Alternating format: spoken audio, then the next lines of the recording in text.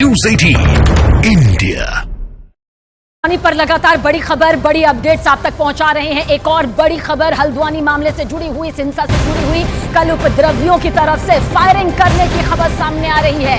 कल उपद्रव के दौरान उपद्रवियों ने दंगाइयों की तरफ से गोली चलाने की बात यहां पर सामने आ रही है।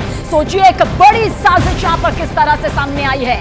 पुलिस अब गोली चलाने वाले दंगाइयों की, उपद्रवियों की तलाश बेहद तेजी के साथ कर रही है। कल जब अवैध निर्माण पर बने मस्जिद और मदरसे को तोड़ने के लिए बुलडोजर चला, तो उसके बाद हल्द्वानी में इस पूरे इलाके को आग के हवाले करने की कोशिश की गई और बड़ी साजिश की आग, बड़ी साजिश की लपटें किस तरह से सामने आई है। यह बहुत बड़ा पर्दाफाश है कि सिर्फ पथराव ही नहीं, आगजनी ही नहीं, तोड़फोड़ ही नहीं, बल्कि जो पुलिस की टीम पहुंची थी उस पर गोली चलाने की यह बड़ी साजिश, बड़ा षड्यंत्र जो है वो उपद्रवियों की तरफ से रचा जा रहा था।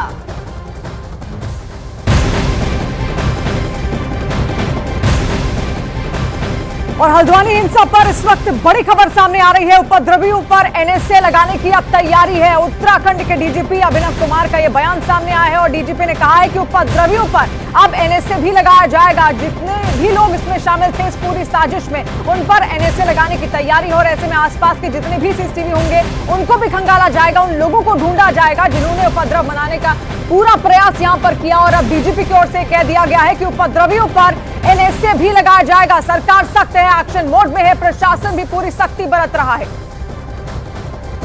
उस एरिया को शांतिपूर्वक ढंग से कंट्रोल में करना, तो जो अभी कर्फ्यू कल लगाया गया था उससे मैं समझता हूँ काफ़ी हद तक स्थिति नियंत्रण में आ गई है। अब इसके बाद जो हमें पुलिस की कार्रवाई करनी है वो कार्रवाई की जाएगी। जैसा मैंने बताया, लोगों को चिन्हित किया जाएगा और इनके खिलाफ सख्त से सख्त जो हमारा एनएसए है, नेशनल सिक्योरिटी एक्ट, उसके तहत इनके खिलाफ कार्रवाई की जाएगी। तो अब किसी भी दंगाई, किसी भी उपद्रवी की खैर नहीं होगी। इतनी आसानी से अंजाम देकर भाग नहीं सकते हैं, देवभूमि को जला नहीं सकते हैं। एनएसए यहां पर लगेगा और साथ ही साथ कल जिस तरह से देखते ही गोली चलाने का आदेश भी दिया गया था, वो भी यहां पर सामने कल ही आ गया था। हमारे सहयोगी दीपक ज्यादा जानकारी के साथ मौजूद है। दीपक, यहां पर सीधे सीधे और उनसे हम जानकारी जरूर लेंगे, लेकिन हल्द्वानी में जिस जगह ये हिंसा हुई वहां का मंजर बेहद हैरान करने वाला है। हिंसा के बाद कुछ ही घंटों बाद न्यूज़ 18 इंडिया की टीम पहुंची और कैमरे में कैद जो तस्वीरें हुई उसको देखकर आप समझ जाएंगे कि हिंसा की साजिश आखिर कितनी यहां पर गहरी थी।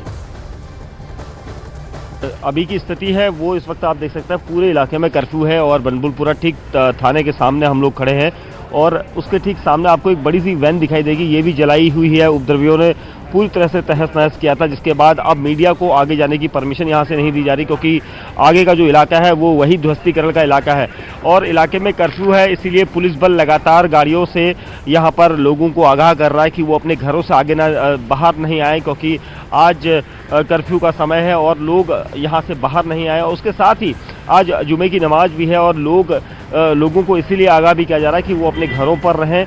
और जिस तरह से कर्फ्यू की स्थिति है, कर्फ्यू की स्थिति में किसी भी तरह से बाहर नहीं निकला जा सकता, जो कि देर रात जिस तरह से पूरा हंगामा हुआ था उसके बाद सरकार को देखते ही गोली मारने के आदेश दिए गए थे, क्योंकि ये जो गली आपको दिखाई दे रही है ये पूरी गली भरी हुई थी लोगों से और अब इस गली में सन्नाटा पसरा हुआ है। यानी जो कर्फ्यू का हालात हैं वो आपको दिखाई दे सकते हैं। सामने मेरे दिखेंगे आप, ये जो बाइक वगैरह जली है उसके अलावा जो सामने की तरफ देखेंगे वो सारा जो रूट है ये सभी इस वक्त कर्फ्यू क्षेत्र वाला रूट है और बनबुलपुरा थाने के ठीक सामने की स्थिति ये इस वक्त काफ़ी भयावह है, क्योंकि सभी वाहनों को, तकरीबन 40 से 50 वाहनों को यहाँ पर आग के हवाले किया गया था और उस स्थिति में यहाँ पर स्थिति को कंट्रोल करना पुलिस के लिए काफ़ी मुश्किल हो गया था, जिसके बाद आज यहाँ पर पैरामिलिट्री फोर्सेस को बुलाया गया है और उसके अलावा जो उत्तराखंड पुलिस की कंपनियां हैं उनको बुलाया गया है, पीएसी को बुलाया गया है, ताकि स्थिति को संभाला जा सके।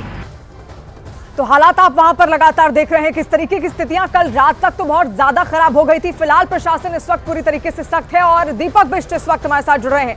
दीपक, कल रात से अब तक में क्या फर्क हुआ है? प्रशासन किस तरीके से वहां पर सख्ती बरत रहा है? क्या कोई हलचल अब भी वहां पर है?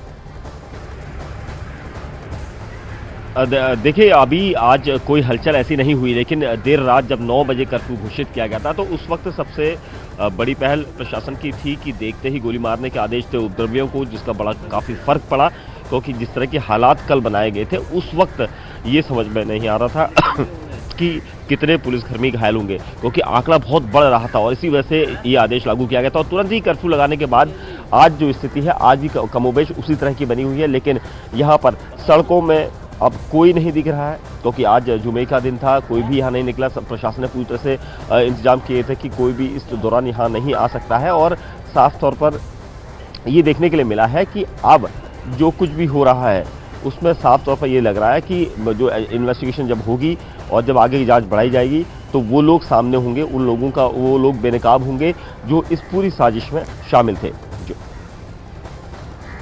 लौटेंगे दीपक आपके पास इस पूरे नाजुक हालात पर। संवेदनशील इलाके में भी आप मौजूद हैं, ध्यान रखिएगा और साथ ही अपडेट आगे भी आपसे लेते रहेंगे। लेकिन इतना जरूर है कि हल्द्वानी में आगजनी अगर की गई है और दंगाइयों ने माहौल बिगाड़ा है तो जाहिर सी बात है सजा उन्हें भुगतनी होगी। और आपको 3 और सबूत यहां पर दिखाते हैं। आज प्रशासन ने ये तीनों वीडियो जारी किए। दावा किया गया कि दंगाइयों ने पुलिस थाने का न सिर्फ घेराव किया बल्कि पुलिस कर्मियों को जिंदा जलाने की कोशिश भी उनकी साजिश में शामिल थी। ये बहुत ही बड़ा पर्दाफाश है। पत्थरों का अटैक हुआ जब हमारी टीम पीछे नहीं हटी, हमने डिमोलिशन ड्राइव को जारी रखा हमारे ऑफिसर्स ने। उसके बाद जब पहली मॉब जो आई पत्थरों के साथ, उनको डिस्बर्स कर दिया गया, तो दूसरी मॉब आई जिनके हाथों में पेट्रोल बम थे, जो फ्यूल होता है उसकी प्लास्टिक की बॉटल्स थी, उसमें उन्होंने आग लगा कर फेंकी। आप लोगों ने वीडियो फुटेज में भी देखा, आप लोग अभी तक सब कवर भी कर चुके हैं। ये फेंका गया, ये भी अनप्रोवोक्ड था, बिल्कुल प्रोवोक नहीं किया गया था। तब तक हमारी टीम ने किसी भी प्रकार का फोर्स इस्तेमाल करना शुरू भी नहीं किया था। They were busy in demolishing the structure. पुलिसकर्मी थे, हमारे ऑफिसर्स थे, हमारी कुछ मशीनरी थी, टीमें थी, असला था।